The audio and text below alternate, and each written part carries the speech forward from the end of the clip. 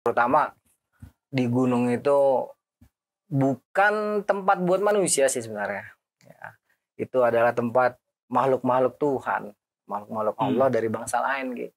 Jadi unsur api sendiri itu merupakan suatu unsur yang memang sangat kuat sehingga membuat kekuatan-kekuatan bangsa astral itu lebih senang menggandrungi gunung tersebut.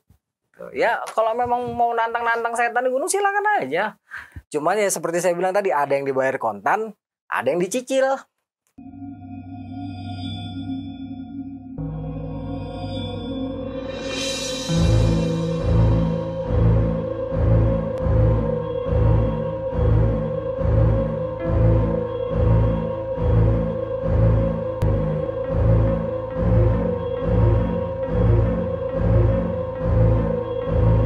Assalamualaikum warahmatullahi wabarakatuh, teman-teman semua Ki. Waalaikumsalam warahmatullahi wabarakatuh. Ini ada tamu kita hari ini. Wah, siapa spesial. Ini pemain lama Ki. Cuman wah ceritanya nggak bisa habis. Pokoknya isi Ki Geni Seketi Official ini orang-orang kelas gue. Pokoknya orang-orang ya pemain lama ya. Jadi boleh Bang perkenalkan dulu ke Sobat Mistis.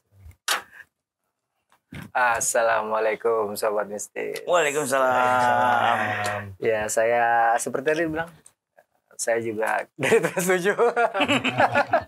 Jadi nggak jauh-jauh ya? Nggak jauh-jauh, muter-muter ya Bang. Tapi banyak yang belum tahu nih Bang.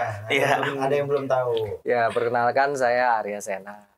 Saya biasa naik gunung Ki. Oke. Wah, ini anak gunung berarti. Mapala. Enggak sih. Mama Papa Lara. Ngomong Mahasiswa paling lama gitu. Tapi sebanyak gunung yang Bang di Indonesia ini Bang, gunung mana yang belum dipanjat Bang? Oh banyak. Yang didaki. Banyak juga. Salah satunya Kartens, mahal. Oh, terus gitu. gunung-gunung ada biayanya kalau kayak gitu ya? Mahal gitu naik gunung itu. Makanya Gunung Sahari udah pernah Bang? Gunung Sahari lewat sering gitu. Gunung Sahari. Sehari tuh. Sehari doang tapi. Panjat juga di sana ya. Panjat bayangin. Nah gini ya, nih kali ini temanya agak lebih ke adab kali ya, lebih kan banyak gini nih Kang Arya nih, ke apalagi anak zaman sekarang yang naik gunung main asal naik aja, kadang-kadang nggak ada ungguh-ungguhnya gitu kan. Iya. Yang asal naik lupa aturan gitu kan. Iya. Kan kalau saya lihat kan di YouTube kesurupan, ada yang tiba-tiba ditemukan tewas. Berdasarkan ceritanya itu kayak, nah yang kemarin saya nonton berhubungan badan di tenda tuh. Innalillahi. Itu saya nonton tuh. Padahal di jalur ada tenda. Apa nama website? Bagus. Ntar kita kasih di bawah. Pokoknya bagus. Nah itu gimana Kak kalau ya adab ya kalau kita naik gunung sebagai pendaki ya udah lama naik apa aja sih kan, kalau misal dari bawah deh, kita urut dari bawah, kita mau berangkat nih dari rumah, kadang ada izin dulu orang tua biar dapat restu. Iya. Bisa juga orang tua nggak ngizinin jangan berangkat. Ntar ada apa-apa. Itu kita mulai dari situ Kang. Gimana Kang? Silakan. Ya jadi sebenarnya adab itu dibutuhkan di semua tempat. Ya, karena ini yang dibahas gunung ya, kita ngomongin gunung ya. Naik gunung itu hobi yang beresiko sebenarnya gitu. Dan karena resikonya ini selain dibutuhkan adab juga dibutuhkan ilmu.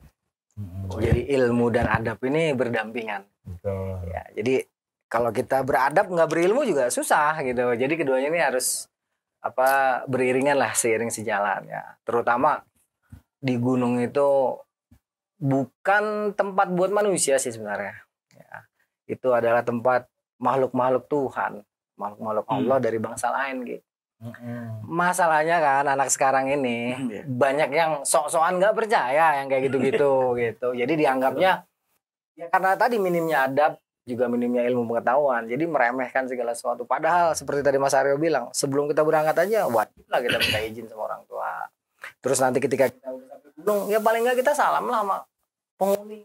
Iya. Asli di sana walaupun tidak terlihat. Rijalul goibnya lah. Iya, kan nggak kelihatan bukan berarti nggak ada Ki, gitu kan ya, Mas. Jadi walaupun tidak bisa dilihat dengan mata kasar, paling nggak pakai perasaan, pakai feeling.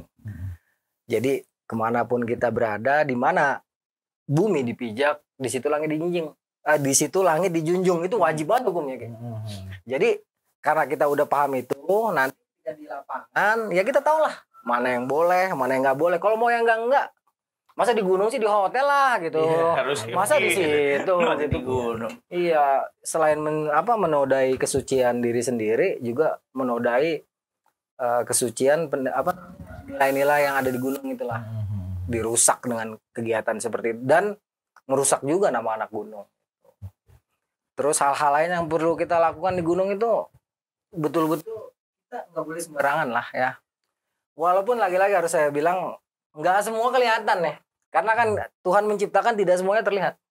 Nah itu wajib lah buat kita menjaga hati dan perasaan kita. Soalnya belum tentu kita aman-aman aja di gunung. Apalagi sampai melakukan kayak tadi asusila, mungkin juga mabuk-mabukan di gunung. Betul. Itu semua kalau bisa dihindarilah. Juga mengambil sesuatu yang bukan haknya gitu Mas. Jadi pendakian gunung itu paling tidak kalau secara ilmu itu harus ada 6 yang harus dipersiapkan ya. 1 mental, 2 fisik, 3 pendanaan, logistik, peralatan, dan yang terakhir adalah ilmu pengetahuan. Paling tidak ini kalau 6 hal ini kita punya baru kita naik ke adab. Ya soalnya ilmu tanpa adab sombong. Adab tanpa ilmu bodoh, gampang dibodohin. Ya kira-kira Menarik, gitu Mas. menarik. Berarti kan gitu Kang, banyak yang sompral lah, taruh kita naik. Pengalaman Kang Arya nih, apa aja sih orang yang kayak gitu sembarangan? Rata-rata di atas tuh apa? Memang tidak semua Ki ya Mas. Tidak semua orang sompral di gunung itu dia langsung merasakan efek di gunung tuh nggak semua. Nggak semua Mas. Tapi ada juga yang langsung dibayar cash. Ada yang langsung mungkin yang paling umum adalah kesurupan. Jadi di gunung ini terkadang gini Ki Mas. Kesurupan dan hipotermia ini bedanya tipis. Ya setipis benang. Tetapi bagi kita yang paham akan cepat sekali memahaminya gitu. Karena apa? Kalau hipotermia itu cenderung korban lemas tak berdaya. Dia diapain aja nurut.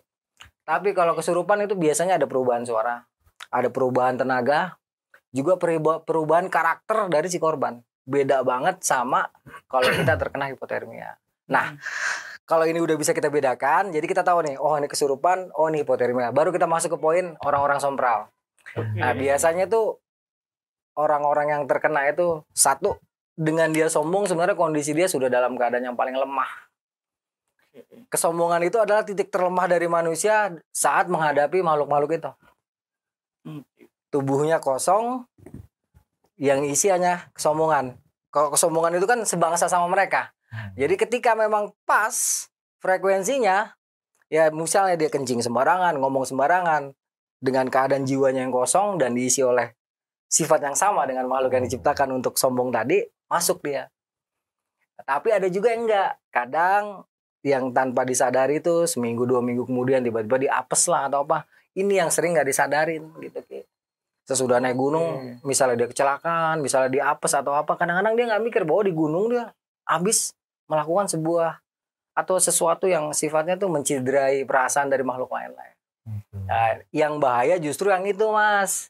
Yang tidak disadarin, yang tidak langsung dibayar cash ya. Kalau yang langsung dibayar cash biasanya langsung nemu tuh, gue nggak lagi dah kencing sembarangan gitu, ngencingin batu langsung ya. Yang bahaya yang disesatkan seperti itu, yang dibiarkan dia dalam kesompralannya, dalam kesombongannya, tetapi dampaknya di hari-hari itu banyak. Hanya saja memang karena sudah dibelokkan pola pikirnya, jadi dia makin nggak sadar tuh. Dipikirnya dengan dia berbuat sombong di gunung, saya anak-anaknya dipikirnya oh aman, setan gunung nggak takut, temennya siapa bilang kan.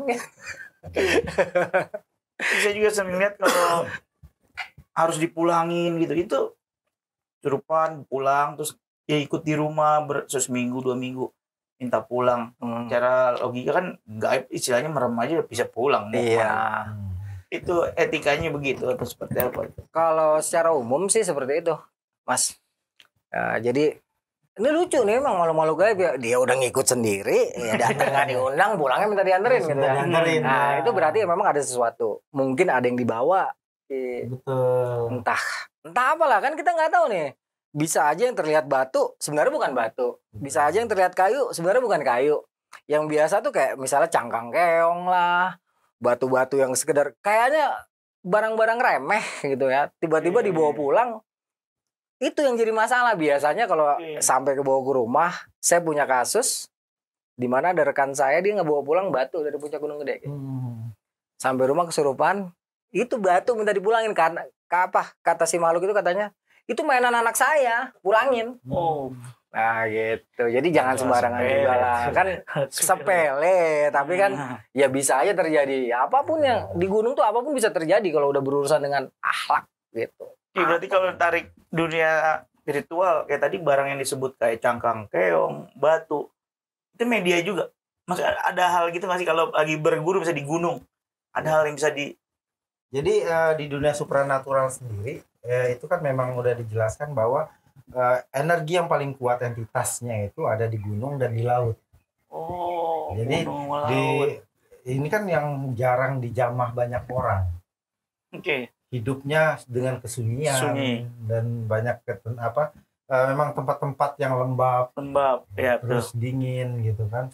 Apalagi di setiap tempat ini pasti ada yang namanya rijalul ghaib ataupun penguasa yang ada di sekitar itu. Nah, di saat seseorang ini datang dengan kesombongan ataupun menantang, itu akan menjadi benturan energi dengan entitas-entitas yang ada di tempat itu, yang akhirnya itu membuat eksistensi mereka itu semakin kuat untuk menunjukkan gitu. Makanya banyak juga mungkin cerita-cerita lain di gunung seperti yang adanya pasar goib, kampung hilang, ataupun kalau di laut itu tuh ada kayak sebuah kerajaan bangsa jin di bawah laut. Maka itu udah ada diceritakan dan ada kisahnya gitu. Jadi itu bisa terjadi yang anak ini mungkin dengan sombongnya nggak biasa aja di gunung mah, gunung aja anggap aja kayak rekreasi biasa, tapi melupa tentang adab di sekitar itu harus seperti apa gitu. Pantas kalau orang bertapa kayak misalnya menimba ilmu spiritual atau supranatural di gunung, itu tempatnya karena sepi tadi berarti. Iya, apalagi gunung-gunung yang memang mengandung unsur api ya. Seperti gunung-gunung Merapi itu energinya lebih kuat. Gitu. Unsur api jadi lebih apa tuh? Kalau di dunia supranatural tuh efek khasiatnya apa? Ya. Jadi unsur api sendiri itu merupakan suatu unsur yang memang sangat kuat sehingga membuat kekuatan-kekuatan bangsa astral itu lebih senang menggandrungi gunung tersebut. Makanya kalau di Jawa Tengah sendiri itu ada kuncennya dulu. Sebelum meletus, Gunung Merapi dijaga sama kuncennya agar ini selalu didoakan karena kan masuknya itu ke makhluk hidup juga, mereka tuh hidup gitu. Maka ada juga yang gunung di bawah dasar laut itu yang mungkin bisa dibilang kehidupan siluman itu lebih banyak di sana. Makanya orang banyak mencari ketenangan itu kalau nggak di gunung, di laut, karena tempat yang sunyi. Mereka bisa menyatukan segala unsur energi untuk ke dirinya, untuk menyatukan keilmuan ini ke dalam tubuhnya ataupun dirinya.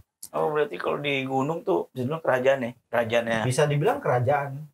Karena kan tempat banyak kisah juga tentang tapak tilas mereka tuh mencari gunung ataupun ketinggian-ketinggian di mana di sana mendapatkan ketenangan untuk bermeditasi dan mendapatkan intuisi bahkan ide-ide baru gitu. Berarti emang gitu kan kalau di gunung ya. Kalau orang yang awam kali lihatnya biasa aja. Keindahan. Berarti orang yang bisa melihat atau punya kelebihan nih Kang, naik gunung tersiksa dong. Bisa melihat apa yang di mata babat ini ngelihat jadi nggak nyaman dong nih. Ini saya awam nih. Nih saya urusan ini awam. Tapi ini berdasarkan pengalaman pribadi. Kalau yang mungkin dia memiliki kemampuan seperti itu, tapi dia tidak bisa mengendalikannya, tidak bisa buka tutupnya, iya sangat tersiksa. Karena kemungkinan besar di satu pohon aja itu bisa keluarga besar, bisa kelurahan. Ini maaf nih saya awam nih ya. Satu pohon itu bisa kelurahan atau kecamatan. Jadi kalau memang dia tidak bisa buka tutupnya, dijamin sangat tersiksa. Dan banyak yang justru kesurupan, yang bawa khodam biasanya. Dan khodamnya ini tidak setara dengan khodam yang ada di gunung yang dimaksud. Kan seperti tadi kayak gini bilang, setiap lokasi itu ada penguasanya, sama aja kayak di kehidupan manusia ini. Kehidupan sosial mereka sama kita, ada jawarannya, ada polisinya, ada orang-orang yang kuatnya, ada jin-jin yang ada. Ketika kita bawa sesuatu, mohon maaf, khodam yang kita punya dari yang jauh di bawah mereka, kesurupan. Itu nggak sekali dua kali saya tahu. Dan nggak usah lah. Kalau memang mohon maaf nih, kalau memang punya khodam, sekiranya khodamnya nggak kuat, nggak usah dibawa, mending taruh aja. Mendingan bawa aja Allah sama Rasulnya dah, nggak usah macem-macem udah. Rata-rata lebih tinggi berarti. Iya, jadi kebanyakan orang kan datang ke sana itu mungkin niatnya mau sebagai konten kreator. Terus mereka bikin vlog. Jadi udah beda sama zaman dulu. Kalau zaman dulu kan memang kita naik gunung untuk mendapatkan tenangan kadang-kadang apa ya, kayak adrenalin. Terus memang santai, enjoy-nya dapat. Mencari ketenangan gitu kan. Kalau banyak juga Bang ya kecelakaan di saat mereka selfie jatuh apa gitu. Iya itu kemarin.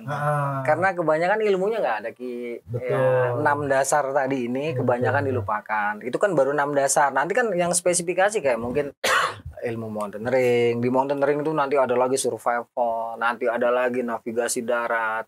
Ya di survival aja nanti penjelasan dari hurufnya itu berhubungan dengan laku lampah kita di gunung gitu. Terkadang karena basically-nya itu sedikit, seperti tadi kayak gini bilang, orang naik gunung dianggapnya ya begitu aja, kayak cuman pindah tidur, pindah makan. Padahal nggak seperti itu, makanya banyak jatuh korban, juga yang tersesat kayak bahkan sampai meninggal dunia karena minimnya kebanyakan. Tetapi yang kasihan setannya. Mereka minim ilmu, minim ilmu pengetahuan, minim adab. Setan yang lagi pada ngopi yang disalahin. Gitu. Kasihan. Padahal sebenarnya 99,9% awalnya diawali dari human error. Baru nih yang 1%-nya ini ketika masuk 1%, mohon maaf, makhluk halus itu menjadi sangat dominan karena 99%-nya udah kesalahan kita. Jadinya mereka seperti tadi kayak gini bilang. Momentumnya dapat jadi kuat banget ini mereka. Gitu. Kalau belum dapat momentumnya ya no problem di gunung itu. Karena kan unsur-unsurnya kita ketahui gunung itu kan dengan ketinggian, ada batas ketinggian Bang ya. Itu udah fokus sudah mulai berkurang ya. Betul. Apalagi capek kita jalan atau apa. Ditambah lagi dengan sifat karakter orang yang memang sompral ataupun yang sombong. Itu menambah lagi orang itu bisa kesurupan itu kan macam-macam ya ininya, faktornya. Itu mungkin salah satunya. Itu tekanan udara kan membuat belum lagi ada juga sekarang nih Bang yang baru-baru ini Bang. Jadi kalau galau dia naik gunung. Galau dia naik gunung dengan pikiran yang kosong, akhirnya dia kelangak kesambet ya kan gitu. sering itu. Sering yang kayak gitu. Melampiaskan kegalauannya itu di gunung. Iya. Cari masalah sebenarnya. Tapi kalau gue suka lihat solo hiking sendiri luar biasa. Ya kan sendiri tuh. Tapi dia bebe aja tuh, nggak yang kesurupan sendiri. Apa justru yang kayak gitu kalau berarti gini. Dinda sendiri bebe nggak kesurupan, dia malah kadang sampai direkam ya kan, tuh ada suara denger nggak? Dia menceritakan gitu, jadi kayak dia nggak ganggu, cuma menceritakan apa yang dirasain. Kayaknya aman-aman aja nih. Ya karena saya bilang tadi sudah siap mental, sudah siap fisik. Jadi orang yang mau berjalan sendiri itu otomatis dia lebih alert, lebih waspada. Jadi sebelum jalan itu dia pasti udah perkirakan nih. Resikonya, soalnya jalan sendiri nih, kalau kita nggak persiapkan dari awal Ki, satu gue harus berhati-hati, kedua mental gue harus kuat. Nggak mungkin jalan sendirian di gunung, gak usah malam-malam Mas, siang-siang aja. Kalau mentalnya nggak kuat nggak mungkin. Jadi orang-orang yang solo hiking ini kebanyakan mereka memang sudah mempersiapkan dengan baik mentalitas mereka dan fisik mereka. Mereka sudah memperhitungkan kira-kira gue berapa jam di jalur. Misalnya 12 jam, mereka udah punya biasanya logistik cadangan untuk sampai menginap gitu kan. Jadi kebanyakan orang-orang yang solo hiking sudah mempersiapkan segala sesuatunya dengan baik. Beda dengan pendaki-pendaki FOMO gitu ya, pendaki-pendaki yang lagi happy-happy atau sekedar ikut-ikutan. Menganggap segala sesuatunya aman-aman aja, padahal nggak ada yang aman. Dimanapun nggak ada yang aman tempat. Dimanapun kita berada di situ kita harus waspada sebenarnya gitu. Apalagi ini di gunung, dimana ya semua makhluk Tuhan ada. Mulai yang kelihatan pohon, hewan hewan buas. Yang nggak kelihatan ya udah pasti lah di Al-Quran ada kok gitu kan. Betul. Nah, kebanyakan menganggap naik rame-rame udah aman, padahal nggak ada yang aman. Gitu. Contoh, demi puncak teman ditinggal, bahkan ada yang sampai meninggal. Oh iya kemarin ada berita nih. Yang teman yang ditinggal ya. Hipotermia, ditinggal, ya. kan. Bahkan ada yang sampai meninggal juga kan. Itu karena tidak adanya ilmu pengetahuan tadi. Ya, karena di basically-nya kan ada yang namanya rasa takut harus dikuasai. Sadarilah keberadaanmu. Untung malang tergantung ketenanganmu. Rasa takut harus dikuasai. FIFA atau hidup hargailah iya. Ingatlah di mana kau berada. Kedua FIFA atau hidup hargailah iya. Vakum atau kekosongan istilah dengan segera. Adat istiadat setempat. Latihan dirimu gitu kan. Itu semua itu sebenarnya pengaplikasiannya ada di lapangan. Ya, dan yang paling penting dari semua ilmu yang kita punya itu ketenangan. Segudang ilmu yang kita punya, nggak ada ketenangan, sepakat, bubar. Karena kalau tenang masih bisa berpikir rasional. Betul, kalau kita tenang nih, saya banyak juga hal-hal yang saya udah lupa semasa saya belajar dulu, tapi ketika saya udah duduk, tenangin diri, rokok. Jernih. Misalnya ada korban, saya harus nolongin korban tuh, saya nggak langsung bergerak, Mas, saya tenangin diri dulu. Oh, ini hipoksia, hipotermia nih. Wah, nih hipotermia. Langsung turunin ketinggian korban, langsung saya bentuk tim, di bawah kira-kira jarak 50 meter udah siapin tenda diisi, siapin sleeping bag, sampai bawah korban langsung diganti. Terkadang baru dalam tahap perjalanan turun aja, karena kan perbedaan ketinggian, perbedaan tekanan oksigen betul. Itu udah sadar korban. Oke. Gitu, tambah lagi penanganan yang tepat. Itu saya di gunung itu kalau nggak tenang, walaupun kita dulu udah belajar semuanya gitu. Makanya kita harus bawa premium water. Iya. Ini ya. Coba nih, kita coba nih ya. Nih dia nih yang bikin tenang. Makanya kita selalu tenang kalau podcast di sini. Sama yang gue perhatiin juga ini Kang, kalau dilihat kayak yang viral kemarin teman hipotermia tinggalin kan. Iya itu. Orang naik gunung sifat asli keluar. Iya. Karakter aslinya, bawaan gimana keluar. Betul. Udah nggak bisa bohong tuh. Betul keluar. Nah disitulah pentingnya kita mengenali individu per individu di dalam tim. Jadi sebelum naik gunung itu sebaiknya kita saling mengenal dulu lah. Karena di gunung itu nanti kita akan menjadi mata rantai hidup yang tidak boleh terpisah satu sama lainnya. Jadi mata rantai hidup ini bukan berarti rantai utuh dia nggak penting, enggak. Seandainya pun harus ada pembagian tim, tetap dia dalam mata rantai komunikasi yang baik ataupun mata rantai istilahnya pendistribusian tim yang baik. Semua dengan komunikasi yang baik. Jadi tanpa ini berbahaya sekali. Tanpa kita memahami, misalnya kita naik bertiga, saya nggak memahamin ke Geni, saya nggak memahamin Mas Aryo nggak paham saya ke Geni. Itu bahaya. Berarti konsepnya sakinah mawaddah warahmah. Bisa. Harus dua nama satu pemahaman. Wajib. Ya, karena di gunung kalau ada apa-apa kan cuman kita manusianya, Ki. Jadi kata-kata senjanya untuk hari ini gunung adalah rumah. Ya, bisa. Tapi ada juga yang orang gabungan ketemu naik bareng. Ada instruktur, itu yang mengendalikan berarti? Ya biasanya sih kalau misalnya nggak ada masalah, memang nggak ada masalah aja. Tapi ada lebih baiknya butuh pendamping yang profesional, Bang ya? Sebaiknya begitu kalau memang baru memulai semua. Sebab kan gunung nggak mau tahu siapa kita nih, Ki. Oh iya. Gunung nggak mau tahu. Saya misalnya udah 10 miliar kali naik gunung gede. 10 miliar satu, tetap gunung nuntut saya 6 hal. Siap mental, siap fisik, siap logistik, siap pendanaan, siap peralatan, dan siap ilmunya. Berhubung saya udah berpengalaman, berarti pengalaman saya yang harus dipersiapkan. Siapapun ini yang namanya naik gunung, 6 hal ini nggak bisa dilepas. Dia udah berani ngelepas hal ini, cuman 2, hidup mati. Dan cuaca juga berpengaruh kan, Bang? Ya. Kita harus membaca cuaca juga. Betul, itu makanya pentingnya kita menggali literasi terkini ya. Misalnya kita sekarang kan gampang nih, Mas, ada Mbak Google, tinggal dilihat aja. Terupdate ya. Terupdate nih kira-kira cuaca gunung ini gimana ya. Nanti persiapannya seperti apa. Makanya saya bilang persiapan alat. Ya, persiapan alat ini salah satunya kita harus kalau misalnya musim hujan ya baju ganti, jas hujan, terus makanan penghangat kita ya. Soalnya yang namanya kehangatan dari luar itu, dari pakaian, itu sifatnya cuman tentatif. Tetapi kalau kehangatan dari dalam tubuh berupa karbohidrat yang diolah menjadi panas tubuh, itulah kehangatan yang sesungguhnya. Kalau tubuh kita udah terisi dengan karbohidrat, kita pakai ini aja nggak ada masalah. Ditambah dengan pakai ini ya hangat. Soalnya kan saya bisa tahu ini waktu saya dilantik aja, Mas. Bayangin kita direndam jam 2 pagi. Kita kedinginan tapi kita nggak sampai kram perut. Kenapa? Sebelum direndam sama senior kita dikasih coklat, dikasih Indomie. Perut kita kenyang. Pembekalan. Iya, walaupun kita basah kuyup ditaruh di air terjun 1 jam, mereka kan udah hitung. Wah nih, telur 1, Indomie 1, susu 1, udah sejam nih. Siswa harus ditarik. Kita dikasih makan lagi, tidur baju basah sampai kering nggak apa-apa mas. Karena apa? Tubuh kita udah ada pertahanan.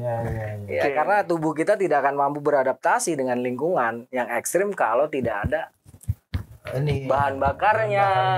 Iya, percuma kita ngandelin pakaian luar, di dalam kosong, keram, hipo, yang mencegah hipotermia dan kecelakaan yang lain. Karena semua diawali dari perut sebenarnya. Jadi harus menghitung energi juga sebenarnya. Itu logistik makanya harus diperhitungkan dengan baik. Soalnya kalau ini perut kampung tengah nih udah aman, yang lain aman. Gitu. Yang bahaya kan sekarang disepelekan, minimnya ilmu, naik aja, logistik sembarangan aja gitu kan. Terus ya kadang-kadang galakan mereka lah sama kita kalau dibilangin. Beda inilah, beda didikan kan biasanya. Beda era, beda didikan. Akhirnya mereka itu menggampangkan segala cara. Betul. Karena kan memang dari kecilnya juga kan kita kan beda gennya. Iya betul, beda gen. Akhirnya mereka itu gampang, udahlah kayak gini aja bisa kok, jadi gampang. Cuman lihat foto di Instagram kan bagus-bagus. Padahal di balik keindahan itu ada resikonya. Gak ada ojek. Ojek gendong. Jadi keindahan itu nggak dihitung resikonya. Iya. Padahal segala sesuatu mau ngerokok bang. Iya. Beresiko ya. Semua pasti ada resikonya, apalagi naik gunung gitu. Ya kalau memang mau nantang-nantang setan di gunung silakan aja. Cuman ya seperti saya bilang tadi, ada yang dibayar kontan, ada yang dicicil. Nah yang dicicil ini nih yang berat sebenarnya. Kadang yang sampai wafat, itu kan berarti pemicunya itu lebih ke apa sih, kan kadang ada yang nyasar. Berarti lebih ke tadi ke perut juga, dia kan karena berhari-hari lapar kali kan. Betul. Akhirnya tapi ada juga di dalam jurang itu kan kayak dibutakan aja gitu maksudnya. Jadi, mata ininya dia. Jadi semuanya tuh awalnya human error sih sebenarnya mas. Lebih ke orangnya. Awalnya itu. Jadi ketidakmampuan survivor ini membaca medan. Dia tidak tahu nih seorang pendaki itu wajib hukumnya ada di punggungan. Nggak boleh dia turun ke lembah. Kebanyakan korban meninggal adanya di lembah. Lembah itu adalah tempat mengalirnya air, lembab. Yang namanya lembab udah pasti sarang jin, sarang ular, sarang makhluk-makhluk lain, dan licin, anginnya jauh lebih dingin. Kalau di atas 15 derajat, di bawah bisa 1 derajat. Kalau pagi-pagi di atas 5 derajat, di bawah bisa -1, -2. Sampai minus ya? Bisa, di lembah itu dingin banget. Kebanyakan survivor pasti meninggalnya di lembah. Jadi mereka tidak memahami medan pendakian. Yang namanya pendaki haram ada di lembah. Kalau dia turun ke lembah nyasar, hukumnya wajib balik lagi ke atas. Balik lagi. Nah, biasanya nih kalau yang misalnya, wah mas, saya jalannya jalannya dipecahin, saya dibikin muter-muter. Oh bisa itu. Memang karena apa? Ketenangannya udah nggak ada. Betul. Saya pun ngalamin, saya harus berputar-putar di satu lokasi karena saya pengen buru-buru sampai. Ketenangan saya nggak ada. Begitu duduk, tenang, ngerokok. Terus adalah kalau kita mau nulis kita butuh pulpen, kita butuh kertas. Dalam artian kalau kita mau melakukan sesuatu, apalagi ini berhubungan dengan gaib, kalau saya punya kepercayaan kayak, saya injek tanah 3 kali, saya takbir, tancap apaan kayak lancip-lancip, itu biasanya kebuka. Tapi itu butuh ketenangan semuanya. Semua itu harus tenang. Kalau nggak tenang, mau bacok-bacok pohon kayak mau nimbuk-nimbuk apa, tetap aja itu jalan muter-muter. Di saat kita panik, sistem kerja otak itu mulai tidak fokus, jin itu mulai bermain di pikiran kita. Yang akhirnya kita malah makin disesatkan, bahkan yang tadinya itu jurang, yang kita lihat tuh jalan lurus. Makanya banyak orang yang terjun, yang jatuh hilang, itu kebanyakan disesatkannya dari pikirannya. Mulai dari kalut perasaan, pikiran yang nggak tenang, akhirnya dia melihat yang aneh-aneh, terjun. Iya. Berarti mata hati ngeliatnya kan kayak pandangannya bagus. Iya. Jalan aja terus. Awalnya itu sebenarnya mas. Nggak taunya jurang. Iya. Awalnya nggak tenang dia. nggak tenang. Sebenarnya kalau tenang itu di gunung tuh ada prinsip namanya stop, sit down, thinking, observe, planning. Jadi kalau kita merasa tersesat, duduk ya benar. Duduk diem. Kalau ada kopi, bikin kopi. Paling bagus coklat, karena coklat tuh ada zat yang membuat tenang, relax. juga power. Coklat. Rokok, kalau emang rokok udah tenang. Kalau udah tenang nih ntar, oh iya gue nggak mungkin nih, pendaki tidak didesain untuk ada di sini. Ketika dia nengok ke belakang, jejaknya pasti kelihatan. Tapi kalau nggak tenang, Ki, itu jejak sejelas apapun nggak bakal kelihatan. Betul. Karena udah kalut dulu. Udah takut. Gue nyasar itu ditangkap. Nyasar lo beneran. Bener nggak Bang? Cara nyarinya itu kayak bunyi-bunyiin apa kalau misalnya orang tersesat?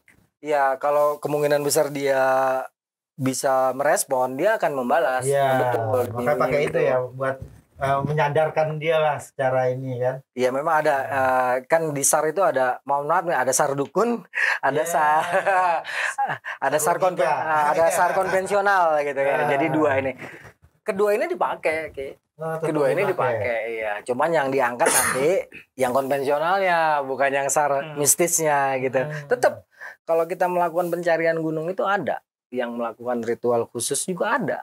Dan keduanya ini dipakai sama tim SAR dalam artian untuk mengambil pendapat lah ya, karena kedua hal ini memang dikombinasikan gitu. Hanya saja yang biasa di-up ya hanya konvensional aja gitu. Dan yang seperti tadi Mas Aryo bilang bisa saja terjadi. Itu semua diawali dari pikiran sebenarnya, Mas. Jadi yang namanya makhluk-makhluk dari bangsa lain itu, dia kan bisa baca pikiran kita. Itulah sebenarnya yang membuat di situ ada kampung. Di situ ada perempuan. Di situ ada ini. Awalnya nggak ada, Mas, tapi karena kalut, bingung, takut, nah hadirlah itu semua, diwujudkan. Makanya setan lagi pada ngopi, dibawa-bawa nih yang masih korban, masuklah dia gitu. Tapi ada satu hal yang gue bingung, kalau warga lokal atau warlock nih gunung bebek aja. Iya, karena mereka udah menyatukan airnya dari situ. Airnya air gunung. Alam sama jiwa dia, karena mungkin lahir di situ, besar di situ, akhirnya mungkin ya si Goib tadi udah kenal kali istilahnya gitu. Kira-kira kayak gitu. Toh saya pun dulu sampai sekarang masih saya pakai nih. Saya kalau gunung ini belum pernah saya daki, saya pertama kali cari air. Oke. Saya minum, cuci muka. Kedua, tanah saya buat wudhu. Penyatuan energinya dulu. Baru saya salam. Merinding nih saya. Assalamualaikum wahai Gunung Bukarang, sahabatku. Aku tamumu datang dari Jawa. Aman, Ki. Jadi airnya dulu saya ambil, tanahnya dulu saya ambil, baru saya salam. Saya pegang tanahnya. Kayak orang gila aja lah. Yang penting kita nggak gila kan gitu. Sebenarnya penyatuan rasa. Bercerita rasa, kita harus menyatukan rasa kita dulu dengan alam yang ada di sekitar, terus juga menjaga sopan santun ya Bang. Terus juga adab tadi itu benar, tidak sembrono. Bisa bilang jangan sembrono. Nah, dari sebanyak gunung nih yang Abang daki, gunung mana nih yang menurut Abang yang paling angker, yang paling banyak cerita? Banyak. Cerita mistisnya. Strong lah kadarnya itu. Strong. Kadarnya. Ini gunung strong. Kalau dia Kang Ari bilang strong, gimana kita? Tapi di sini belum ada kopi, Pak. Jadi satu, kita pendaki nggak kenal tempat angker, Ki, Mas. Tapi kalau kita mengalami kejadian di luar nalar, itu beda. Dan kadarnya yang di luar nalar ini memang ada gitu. Kalau gunung yang benar-benar kadarnya di luar nalar, yang benar-benar menegangkan, sampai rasa-rasanya saya tuh dibilang panik, sampai harus benar-benar akhirnya nekat, lu apa gue yang mati gitu kan. Gitu. Adalah Gunung Selamat sama Gunung Merapi. Ya. Jadi kalau Gunung Selamat ini karena ya ini boleh percaya boleh enggak, karena anak didik saya Ki, itu diminta, itu dibacain apa aja Ki, kagak mempan Ki. Dibacain ayat apa, mempannya apa, kita pepein. Udah, lu mau keluar dah. Kalau kagak, lu apa gue yang mampus nih. Udah gitu aja udah Ki, akhirnya Ki. Karena saya bingung nih, diapainnya nggak bisa Ki. Akhirnya saya jalan sendiri naik ke atas. Lu jadi begitu lah, mohon maaf nih. Wah, ngaco dah saya. Baru saya sembuh tuh. Udah. Bukan Gunung Kawi ya? Bukan. Itu di Gunung Selamat ngaco saya Ki. Ya Selamat sih emang agak terkenal sih. Aku sempat sana juga. Iya, ngaco. Karena apa? Lu daripada ngambil dia, kan gua ketua dewan pembina, kebetulan ikut di situ. Memang ada ketua pelaksana, ada ketua umum, tapi tetap yang dicomot saya juga gitu kan, daripada gue di sel mendingan gue mampus di sini. Urusan mampus urusan Allah gitu kan. Wah, akhirnya naik saya ke atasnya, anjing mbak turun semuanya. Malah sembuh gitu Ki. Karena ada ya di dunia supranatural itu Ki. Ya tadi setengah Jadi di dunia supranatural dia ngajiin nggak mempan. Oh iya ada. Gitu ya? Jadi bisa jadi mungkin di salah satu tempat ataupun gunung ini disakralkan, ataupun banyak orang yang membuat sesaji persembahan yang akhirnya eksistensi yang hadir malahan yang negatif. Nah di saat energi negatif ini udah terlalu banyak dan terlalu kuat dipercayai banyak orang, akhirnya eksistensinya makin kuat. Nah ini yang ngebuat mereka itu mencari inang-inang barunya untuk dimasuki, untuk memberitahukan dan menyebarkan lagi, orang makin takut. Nah di saat itulah mereka merasa menang. Sebenarnya yang kayak gitu-gitu ya udah, misalnya ada yang kesurupan nih, ya awalnya boleh kita pakai doa-doa ataupun sistem kejut rasa sakit untuk membangkitkan alam bawah sadarnya, ataupun ya udah diajak bercandain aja atau dikonyol-konyolin sekalian gitu loh. Karena yang udah kayak gitu jangan sampai dia ngerasa ini benar-benar kesurupan. Sebenarnya hanya diri kita sendiri yang bisa menyelamatkan ini. Bisa sadar itu, merasa gitu ya. Iya, itu jadi kesurupan itu kan macam-macam. Ada yang memang di-triggernya karena rasa kecewa, sedih, nggak kurang perhatian. Ada yang memang triggernya itu memang kesambet. Nah, beda lagi nih kesurupan sama kesambet. Kalau kesambet itu udah nggak bisa ngomong apa-apa lagi, cuman diam, pelongo, melotot, bahkan berhari-hari nggak makan pun dia masih kuat. Nah itu. Oh iya. Seru nih sambet sama iya, jadi beda nih kesurupan sama kesambet tuh beda. Ada pernah kasus itu di Gunung Kerinci, salah satu penebang pohon itu kesambet. Dan penebang pohon ini asalnya dari Riau. Pas dibawa ke Riau pun dia tuh tidur Pak 27 hari. Bengong aja, makan enggak, minum enggak, buang kotoran enggak. Jadi dia habis nebang itu yang akhirnya jalan keluar yang kita kasih hanya untuk mengingat kepada Allah, udah Sang Maha Pencipta, udah minta berdamai dengan suasana, karena dia terlalu terlalu memikirkan juga, terlalu dia kuat untuk memikirkan ketakutan ya, wah gue kemarin habis nebang pohon ini, yang akhirnya ketakutan itu terus menerus bersarang di kepalanya, yang akhirnya membuat dia itu kesambet beneran, jin itu makin kuat di tubuhnya. Akhirnya caranya itu kita mengalihkan agar jin ini melemah dengan cara agama, spiritual, dengan cara logika, dengan cara kasih sayang dari keluarga, itu udah cukup untuk mengobati itu. Akhirnya sembuh. Itu apalagi yang kalau ada juga yang banyak yang hilang juga Bang ya, di gunung itu banyak yang hilang, itu bisa jadi ya mungkin mereka tersesat ataupun terpleset di malam hari, apalagi ada namanya makhluk buas. Iya, ini yang berbahaya. Ini nggak ada habis-habis, kita break dulu bentar boleh. Oke. Kita mau pesan kopi dulu bentar boleh ya. Kita OB mana OB?